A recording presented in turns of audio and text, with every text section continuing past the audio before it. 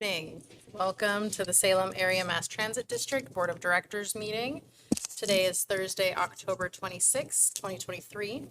It is now 5:30 p.m. and this meeting is now called to order. Would the clerk of the board please note attendance indicating there is a quorum. I would like to state that Director Sadie Carney is absent this evening, and Directors Bill Holmstrom and Ramiro Navarro are attending virtually. Hey, y'all. I'll now hand it over to General Manager Pollock for our safety moment. Great, thank you. So on November 5th is the end of daylight savings time, which is about a week and a half away.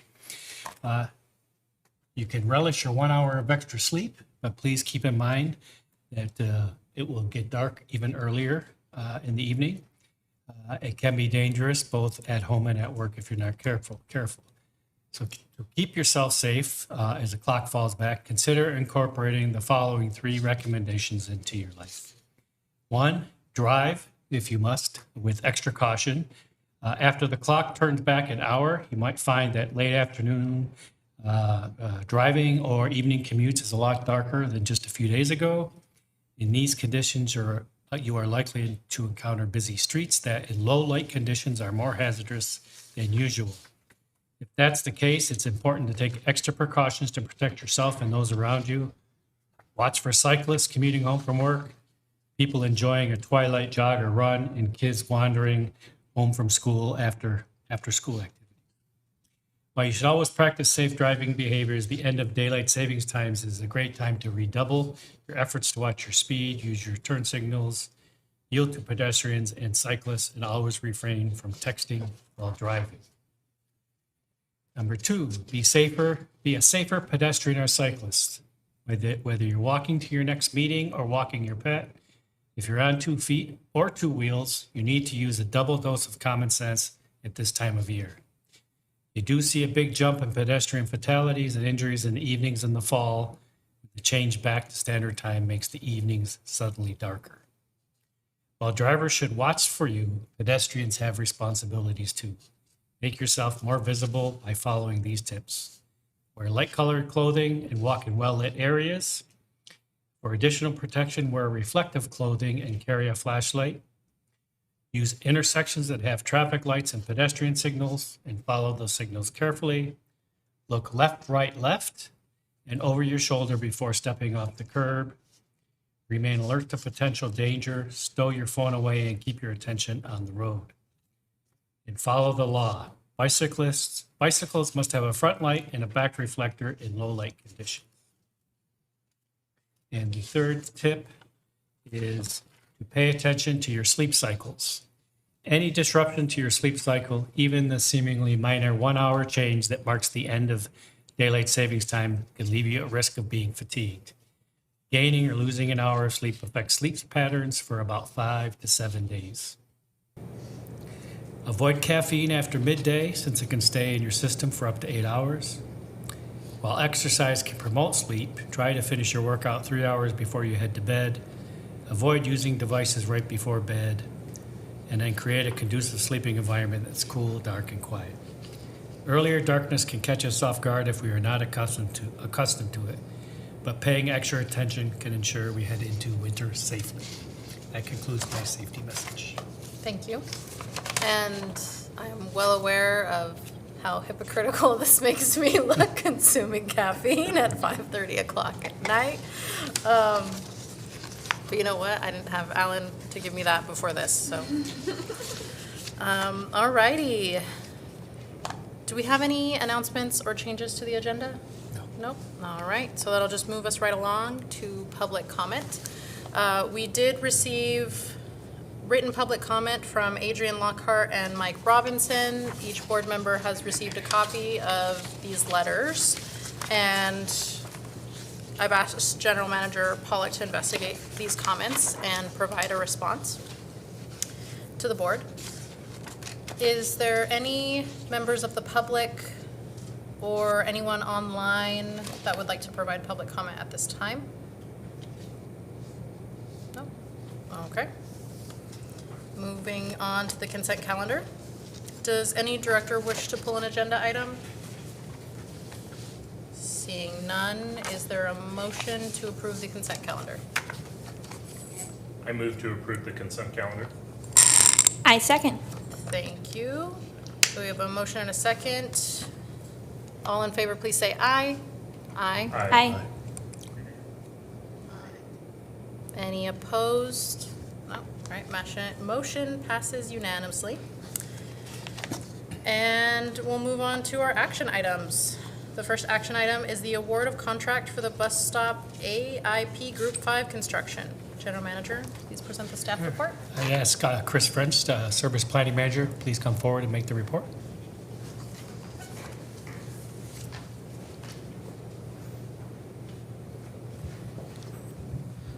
Good evening, President Anojos Pressy and members of the board. I'm here this morning to ask the board to approve a project budget of $183,999, which includes a 15% contingency for the construction of 16 bus stops in the local system.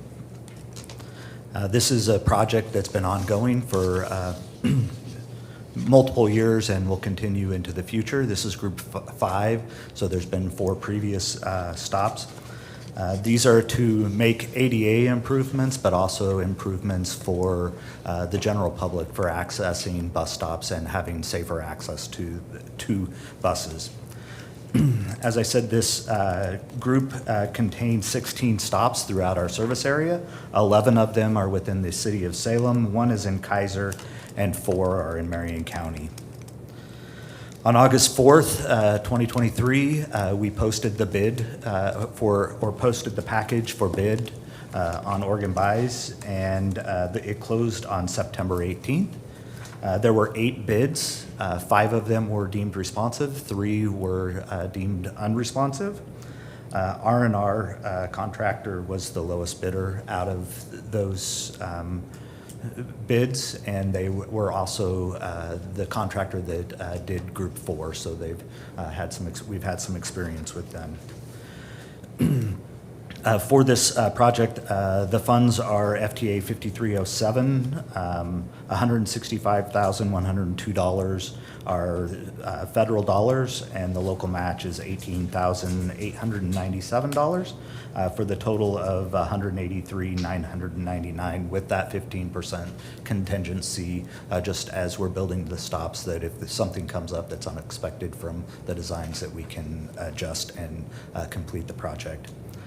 At this time, staff recommends the board approve the project budget of $183,999, which includes a 15% contingency, and direct the general manager to enter into a contract with R&R Construction for the construction of bus stop improvement project Group 5. And with that, I would be happy to answer any questions that you may have. Do we have any questions? Director Davidson? Thank you.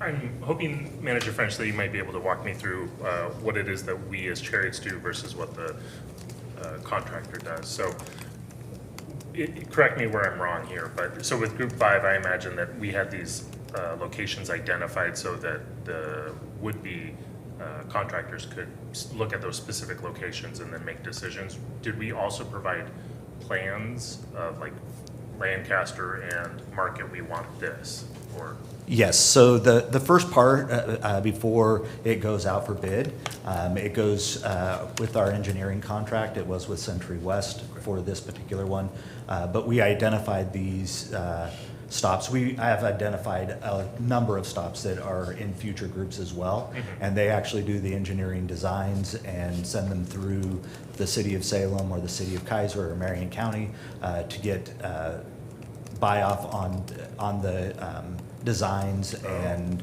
the process and the full design for construction. And after that part is complete and we know that they've met the city standards and they will issue permits on them, then we put it out for bid, and the contractor bids on a set of drawings for each stop. Got it. And does the contractor then pull the permits, or have those already been pulled? The contractor will pull the permits. Great. And also submit the traffic control plans for the stops. Okay.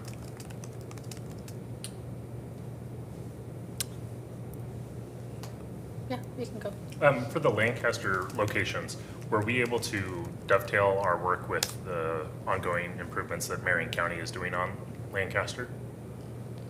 Yes, we work with them on those. These particular stops are within the city of Salem and not. Oh, okay. As you go along Lancaster Drive, It changes a you few go in times. and out of the city and Marion County. We are always working to look at future projects that the city's working on or the county to include stops so that we're not paying for, or so that we're collaborating and having those built as part of the road project. Like State Street and Center Street on the east side of Lancaster. Those are under design, and we are working with Marion County on both of those projects, as an example, to improve stops in those areas. Great, thank you. Director Duncan? Thank you so much. I have two quick questions. The first one being, just for clarity, will this bring each of these stops up to ADA standards, or are they improvements, including some of them being brought up to ADA standards? So some of them just receiving improvements but may not be ADA compliant? They are all to bring them to ADA compliance. Awesome. So then my next question is, will they, I know you talked about Lancaster a little bit, but like the fourth photo in your examples, which thank you for providing photo examples, by the way, I'm very visual and that helps a lot. Like there's not even a sidewalk there at all. Is that something that we're partnering with the city on? Just So I believe that photo is Pringle, and that is in the bond for improvements. And yes, we have talked with them about that whole entire corridor. We're a little disappointed because it's way out in the bond years, but it is one that we're already talking to them, and they're aware of our stops that are along that section. awesome. Will how far it is in the future prevent us from moving forward with other groups of stop improvement? Like if we're not able to complete all of these just yet because of the bond?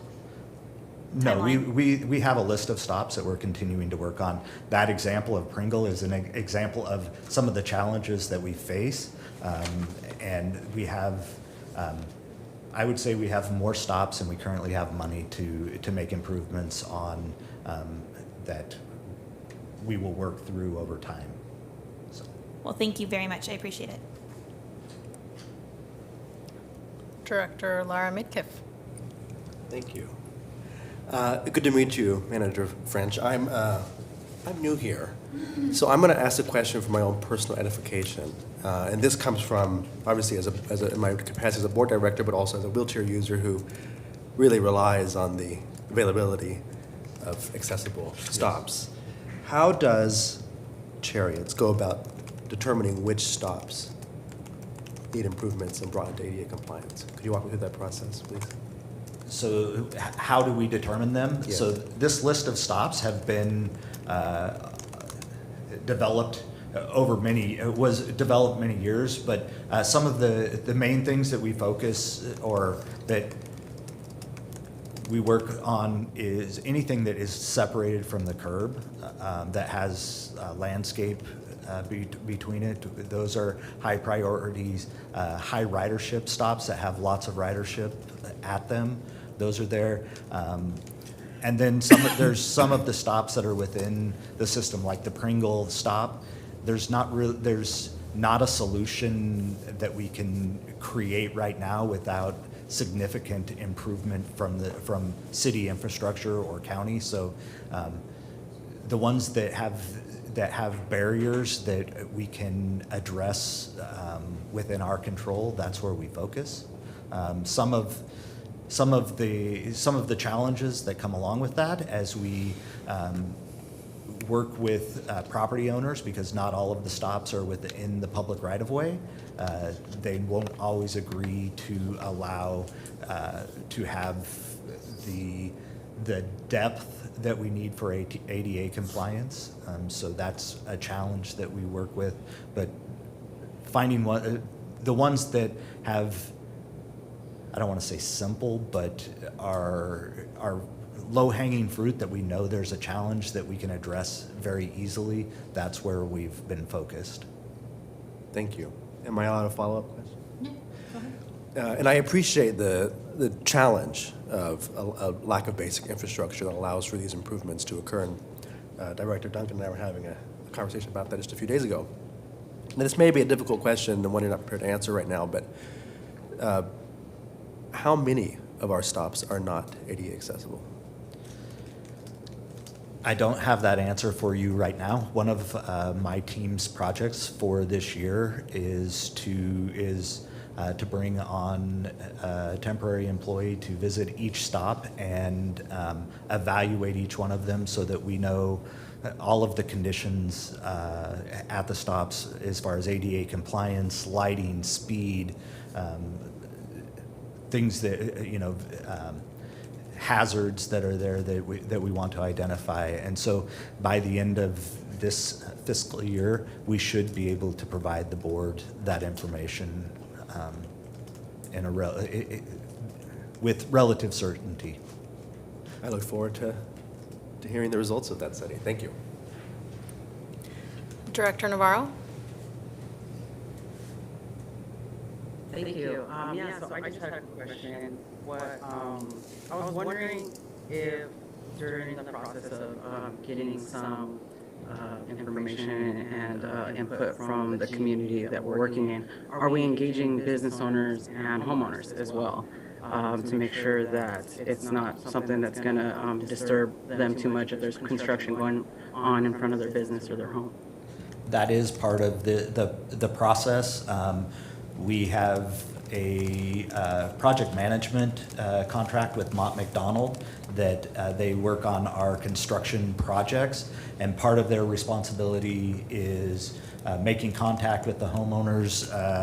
A few of these stops required parking removal, so that had us going to the neighborhood associations, Mott McDonald and Cherriots staff, requesting input from them as far as the parking removal. So all of the stops that are on this list, we've made contact with the property owners or the businesses, and then prior to construction starting, they will be notified again that the work is going to start.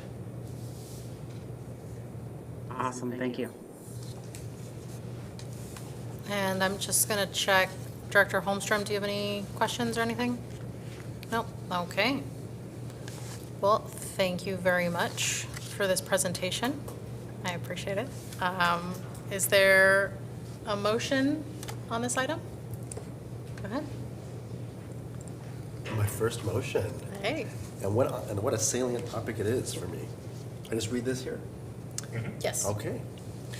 I move that the board approve a project budget of $183,999, which includes a 15% contingency, and direct the general manager to enter into contract with R&R Construction for the construction of Bus Stop Improvement Project Group 5. Thank you. Do we have a second? I second. All right. Any discussion on the motion? No? All those in, what? No? I just want to say this is very exciting, and I'm very excited to approve Group 6, 7, 8, and 9, and as well as 10 in the not-too-distant future. And then probably just like ad infinitum. Yeah. Duncan? I also want to thank you. I know I ask you probably more questions about this topic than any other, and you're always very patient, and I really appreciate that. So excited to move forward. All right. All those in favor, please say aye. Aye. All right. Any opposed? Seeing none, the motion passes unanimously. Thank you very much. So we'll move on to informational reports. I'll ask Service Planning Manager French to stay where he is and present the fiscal year 23 annual performance report. It's always great to get double trouble with you.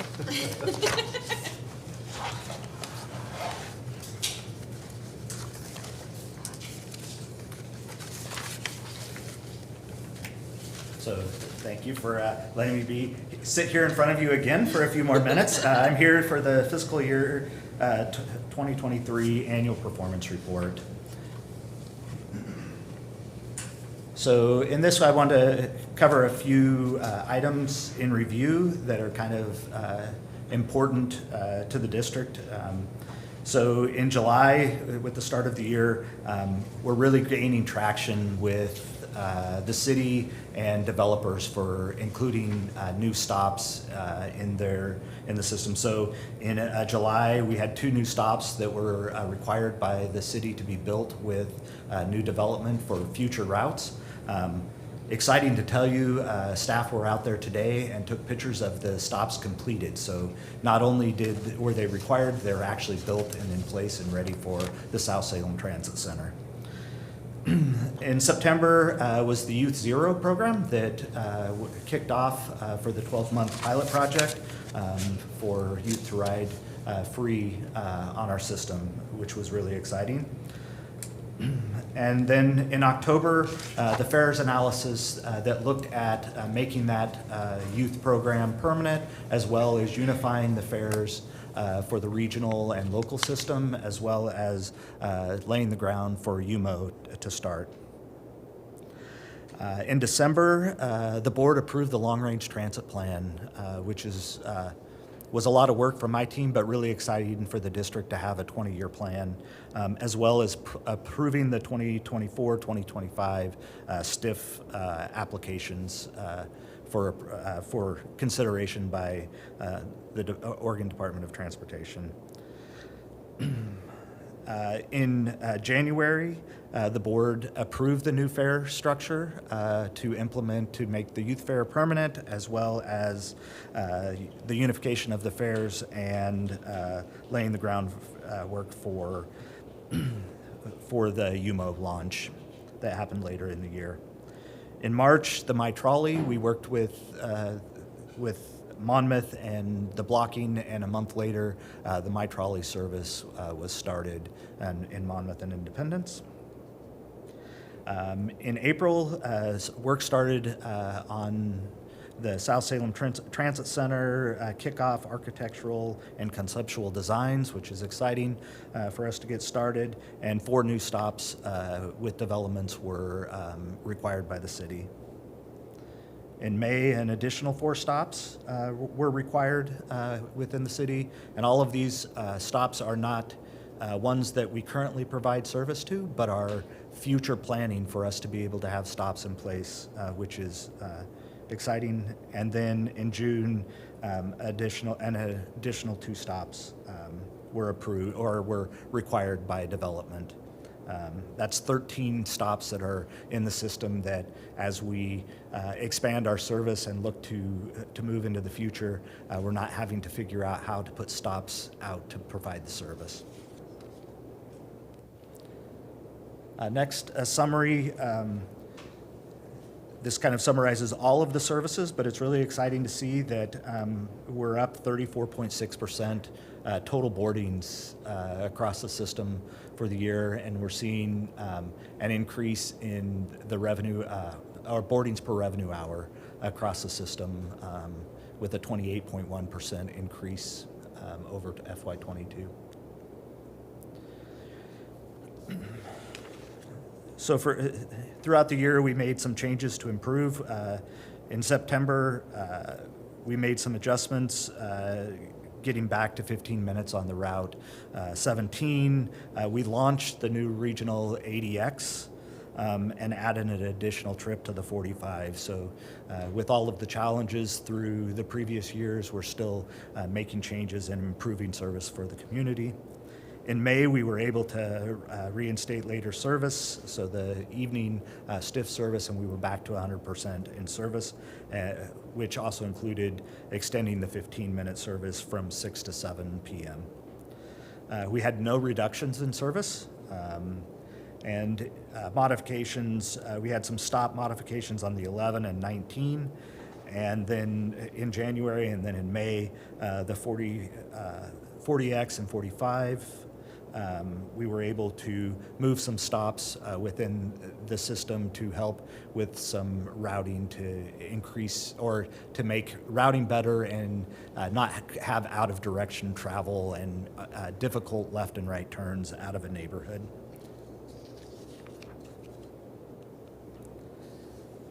Looking at ridership, so total ridership, we've actually surpassed 2020, which was the start of we started Saturday service, and then shortly after that, we had all of the pandemic stuff that happened, but we're continuing to see increased ridership.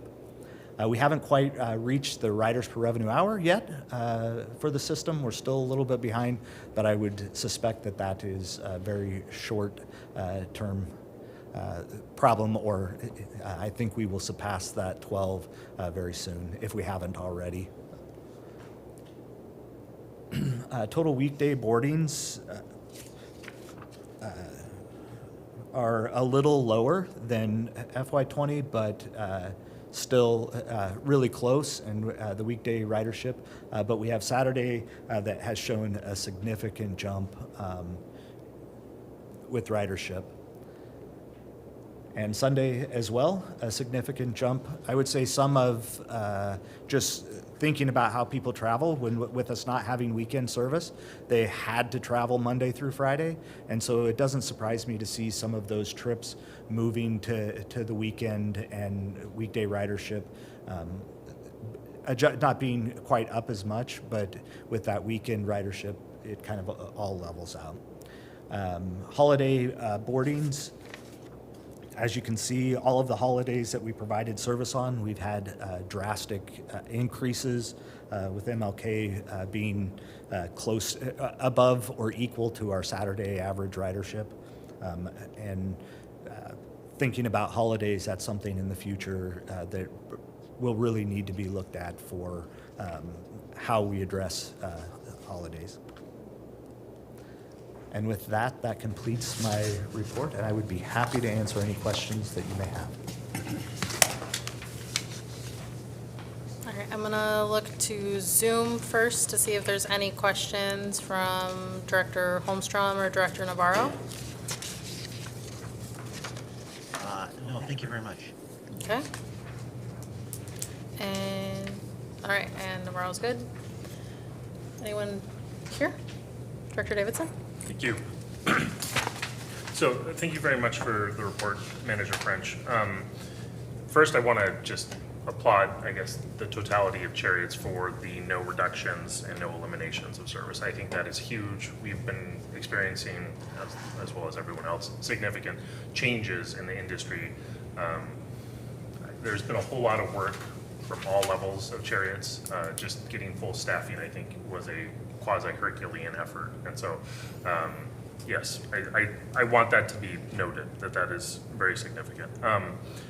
I'm also very excited to hear about the new bus stops. I'm hoping that you could tell me about what that process looks like on the back end. Is that something baked into a city process that we're utilizing? Is it a friendly ask? How does that come about? So a year and a half to 2 years ago, they made a code amendment which requires developers to include transit stops, not with all new development, but with new development that attaches to sidewalks or street improvements, or so if it doesn't have any street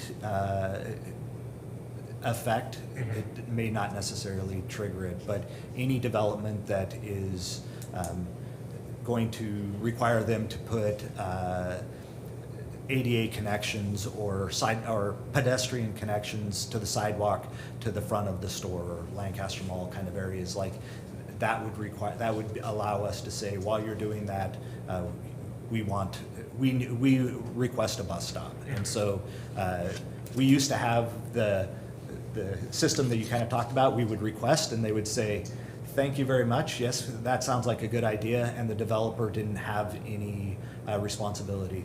Developers now are reaching out to us before they do their pre-application and asking us what we think, and we're able to say, we're going to be asking for a stop, and then when we submit comments on the developments, we submit that we are requesting stops in the area and where we would like them to be. So that's kind of the back end. That's great, thank you. Is this with the city of Salem only, that particular code change? That is correct. Okay.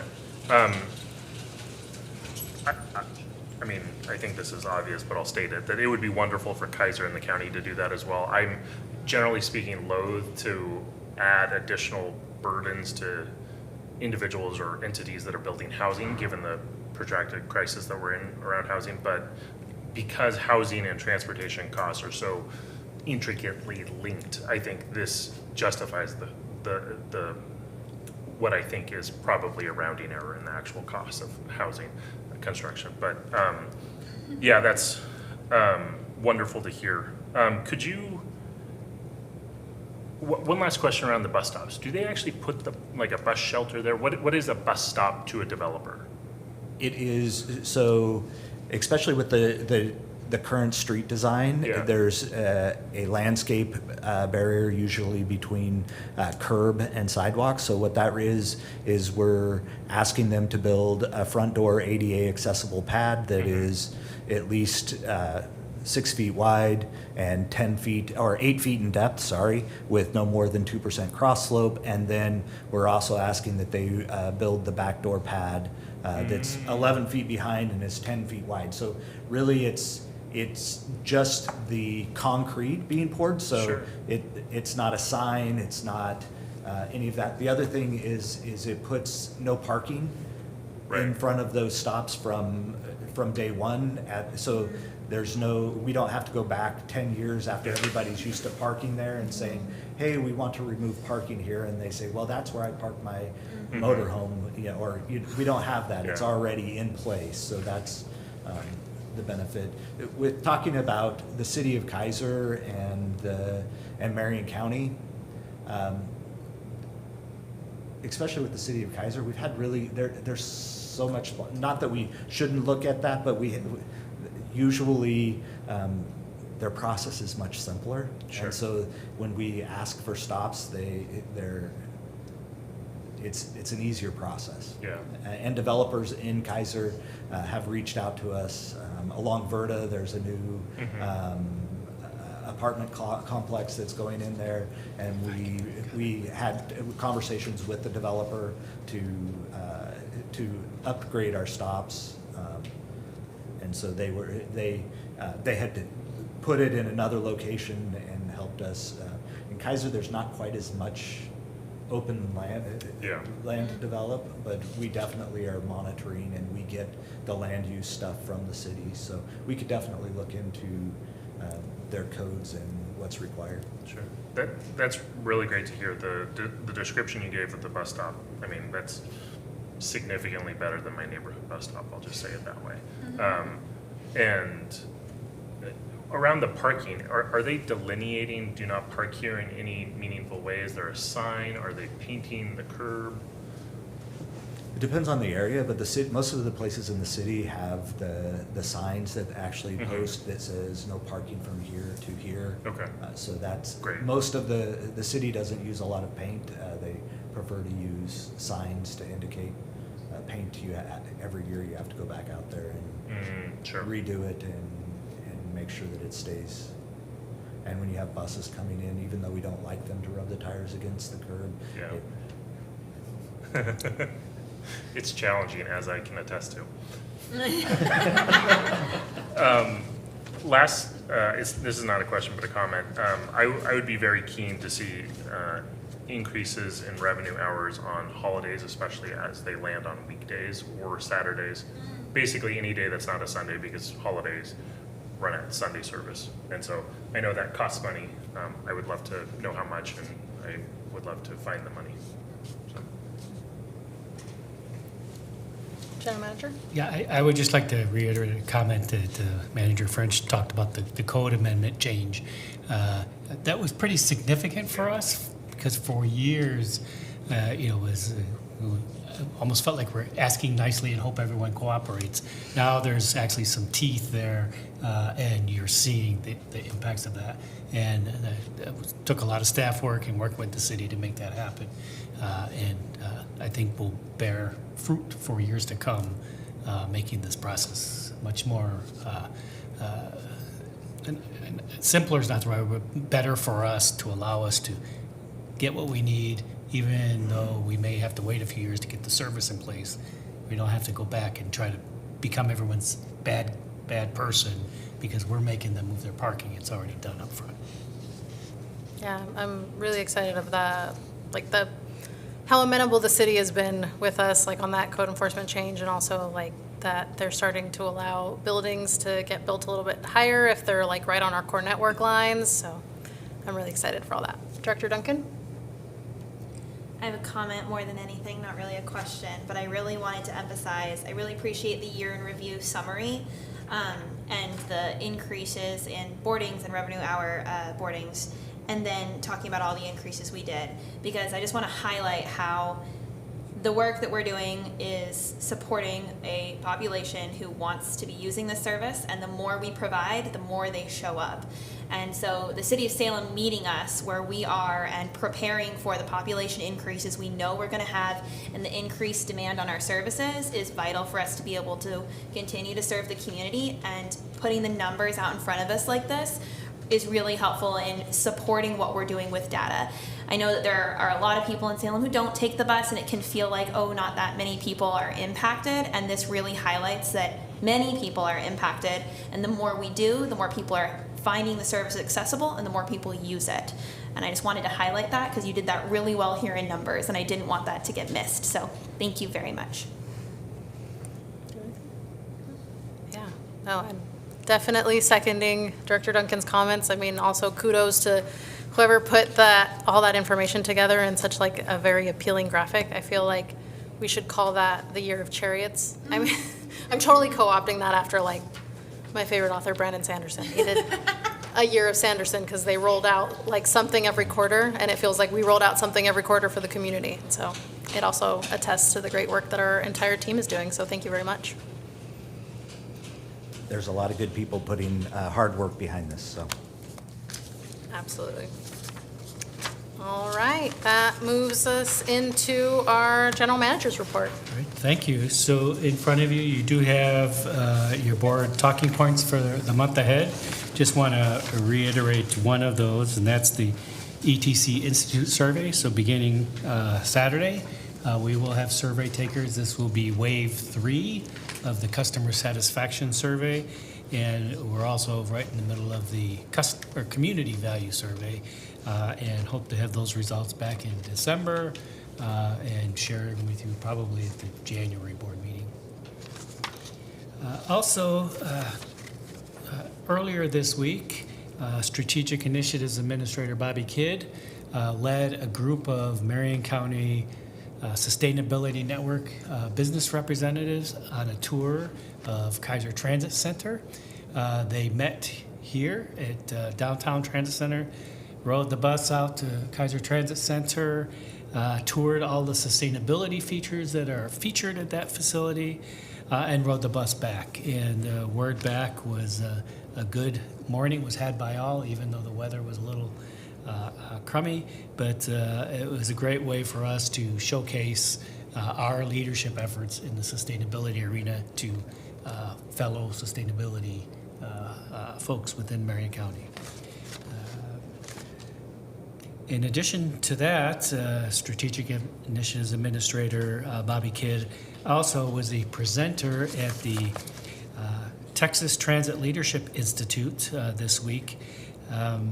TransPro, as you know, who we partner with for TransDash and our strategic plan, teaches a leadership course several times a year to transit leaders in Texas. And yesterday, Bobby was featured at a presentation on our perspective on performance mindset and our strategic planning process over the last couple of years. So over 20 transit leaders in Texas got to hear the Cherriots story directly from Bob. And we had, at the federal level, we do have a new Speaker of the House. So what that means for us is hopefully the Transportation, Housing, and Urban Development Bill will start to move forward for the fiscal year 24 appropriations. Earlier today, I sent emails, letters of support to our congressional delegation's transportation legislative aides, encouraging support of the Senate's version of the transportation bill. It's much more friendlier to the transit community. We hope that that appropriations process, at least for the THUD bill, will move in one of the first few bills to go through the process. In support of that, I did send you an email earlier from CFM DC staff with an update on what's been happening back in DC, centered around the Speaker of the House elections. And just to wrap up, just a reminder, we're entering the holiday season. In November, there is only a work session, which is scheduled for November 9th, no board meeting. And then in December, there'll be no work session and a board meeting on December 14th in the second weekend, as opposed to our normal fourth week, which is the holiday week. So with that concludes my report. Thank you very much. So that moves us into our board director reports. Director Davidson, do you have anything to report? Sure do. On the Service Enhancement Committee, nothing to report out just yet. However, the productive conversation we had at the board retreat will serve as the basis for a lot of the work that myself, Director Navarro, and Director Holmstrom will be initiating here shortly as we stand up that committee. As we begin work on that, we'll of course report back on developments there. But as you saw from General Manager Pollock's report out during the board retreat, it's going to be a lot of work. So hope to have many reports yet to come on that. Not a whole lot to report out on from the Council of Governments. We did have a special board meeting a couple days ago, but nothing too relevant here. I do want to highlight a couple things that are tangentially related to Cherriots. The most, I guess, exciting is that the City of Salem was recently awarded $250,000 to purchase a battery electric powered compact street sweeper, which I imagine for most people it just sounds incredibly boring, and I would not begrudge them. Why it is exciting, however, is because this is a piece of maintenance equipment that will allow for the construction of protected bike lanes across the city. And so, as I think we are all keenly aware, our bus riders, as soon as they get off a bus, they become either a pedestrian, or a cyclist, or a rollerblader, all these different modes of what many would call a vulnerable transportation user. And so having safe infrastructure for them is significant. And this has been the largest obstacle facing the city for key implementation of this kind of protection. And so it will be here in the spring. I've heard rumors that there may even be a naming contest. So keep an eye out for that.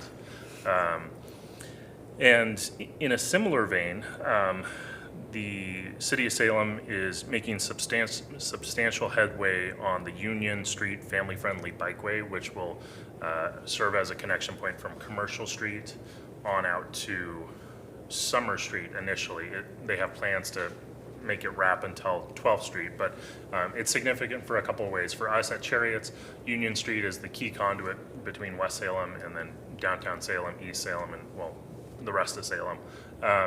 But it also will intersect with High and Church Street, which are buffered bike lanes that connect with the downtown transit center. And so it's a key connection point for a lot of people there. And one thing that I'm most excited about is that on that section of bikeway on Winter and Union, there's actually what I believe is the first of its kind in our region, which is it's a buffered bike lane, and then we have a bus stop. So the bus stop is pushed into the street a little, and then the bike lane, actually, there's a ramp up, and then it goes behind the bus stop. And so there's protection there. There's no, kind of negative interaction occurring between someone who's on a bike and a bus rider. And so it's wonderful. I think it's gorgeous. I would encourage you to stop on by, take a look at it.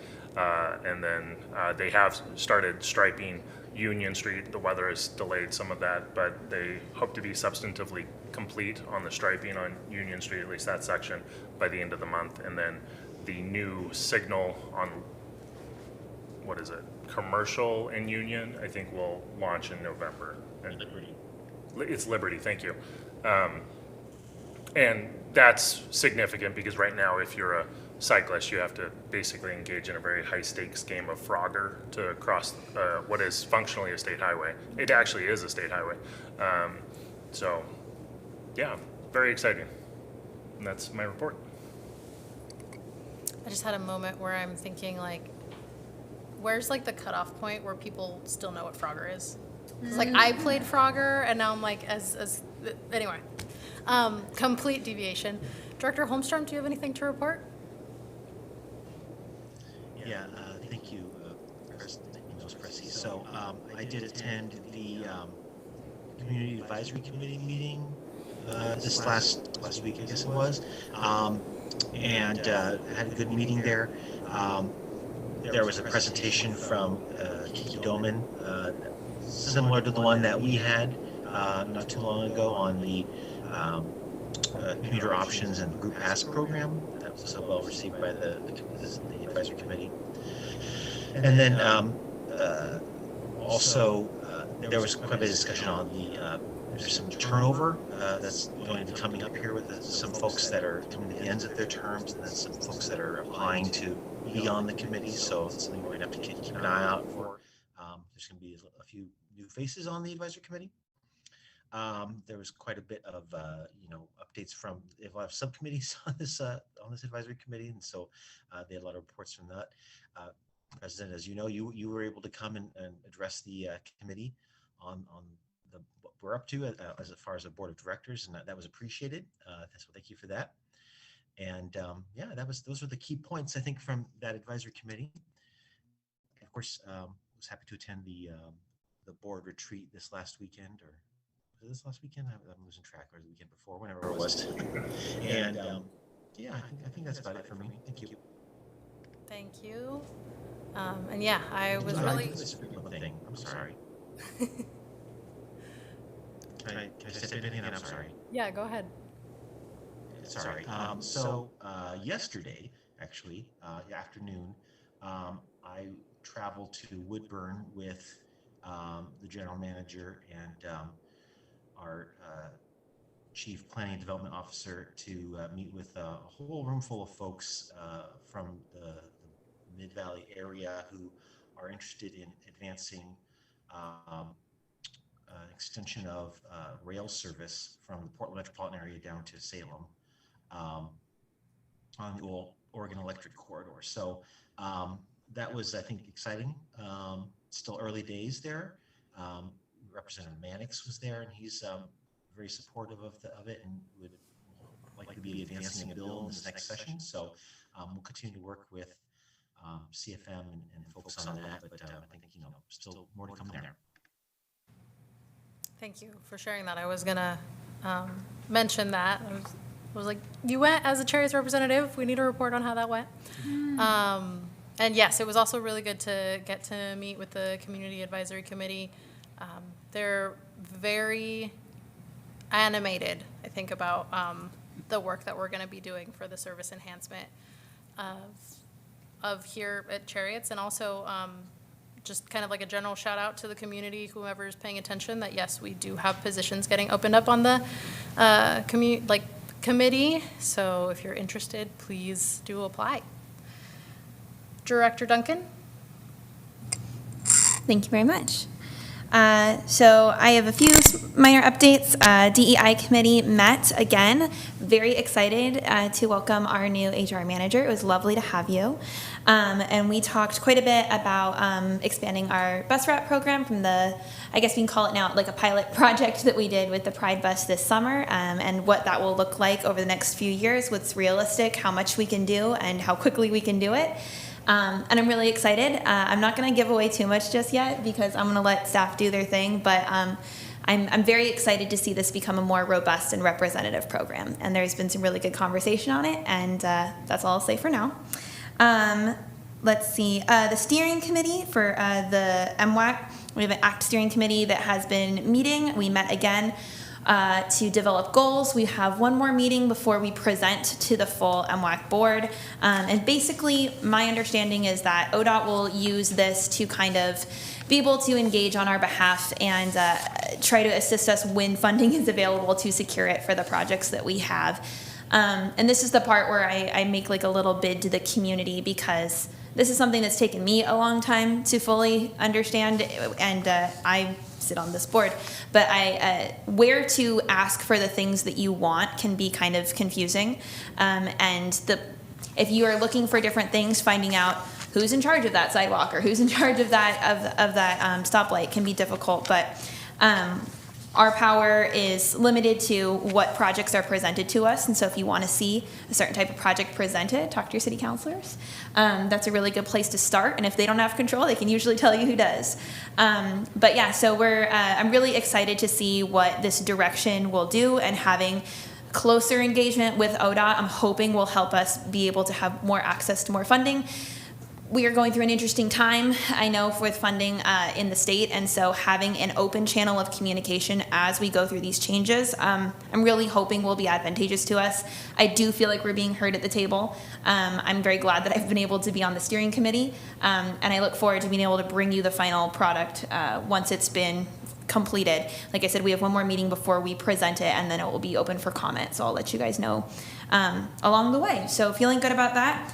Unfortunately, I was unable to attend SCATS this month, and I had not the chance to touch base with Director Carney. I do know that the upcoming November SCATS meeting is packed.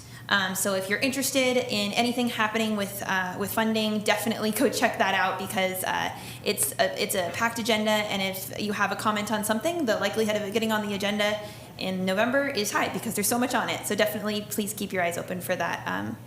And I will pass the baton. Thank you so much. Oh, I forgot. You're looking for Crossy Road, not Frogger. Nowadays, the comparison I would say is Crossy Road. Is that a video game as well? It's like a phone app that was popular for like 2 or 3 years in there, but that would, I think, be the millennial Gen Z reference. Cross scene? Crossy Road? Like, It's not a real word, Crossy. Okay. Anyway, It's- this it's was very important, so I had to get it in there. is it a portmanteau? Like, is it 2 words combined? Is it 1 word? What? I'll meet with you afterwards Yeah, and we'll sounds go good. over the Yeah. exact spelling. Okay, thank you. I definitely have no idea what that is. We'll keep the Frogger reference. Director Navarro. Awesome, thank you, President Hinojosa Cressy. So it's 2 roads, or it's 2 words, Crossy Road. So I definitely get that reference. But going to my report, so this month at Coffee with Kathy, we had a guest speaker who helped us wrap up Hispanic Heritage Month. Anthony Veliz with Poder in Oregon Latino Leadership Network shared his family's history and their role in helping create the Colegio Cesar Chavez here in Oregon that addressed education among farm workers. And that's kind of what inspired him to create Poder, which is an organization that helps address the healthcare needs of farm workers and Latinos in Oregon.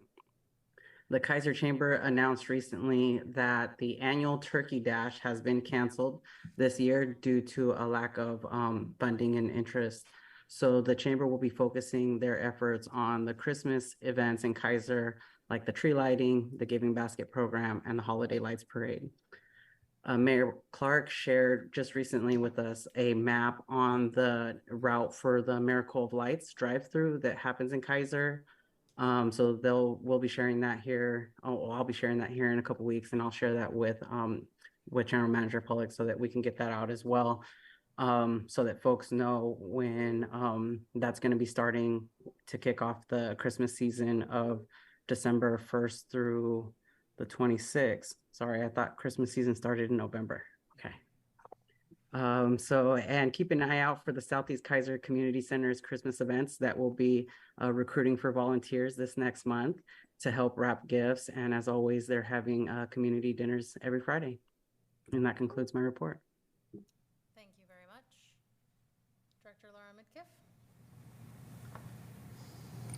Well, thank you, Presidenta Hinojos Presi. I think first and foremost, I'd like to thank my fellow board members and the wonderful staff at Cherriots for the generosity and grace with which they have welcomed me into this community over the last few weeks. I serve on several other boards and commissions from city level to the state level, and with all the love in the world to them, I think this is a unique experience for me in terms of the excellence and the competency and the openness with which you conduct your work and deliver for riders, and I think that's really beautiful, and I wanted to highlight that. I only have one item, which is this morning I attended the WSBA meeting at Roth's, which is the West Salem Business Association. This was, I guess, my first introduction as a Cherriots board member outside of Cherriots, and it went well. It was I don't know how the meetings normally go, but it was a presentation by Mickey Varney, our counselor from Ward 8, and she talked about the politics and wildlife management of dams and salmon here in the region, and it was a good opportunity to meet some folks and to connect with them, and we'll see what that relationship brings moving forward. And other than that, I would just also thank again the board for a productive and engaging conversation at our retreat this last weekend, and looking forward to meeting and getting to know the rest of you, and as the months kind of wear on, and those conclude my remarks. Thank you. Yeah, and I've chatted with Councilor Varney before about salmon hatcheries. It's a fun time. Yeah. I just wanted to uplift, as General Manager Pollock noticed, we have our monthly remarks, but the Salem Area Mass Transit District has received its 11th consecutive distinction in Government Finance Officers Association of the United States and Canada, awarding us the Certificate of Achievement for Excellence in Financial Reporting. 11 years of awesome financial reporting, and I cannot say enough about the amazing work that Cherriots does, the amazing team that we have, the amazing team that General Manager Pollock has put together. Thank you so much for all the work that you do for this community. I really appreciate it.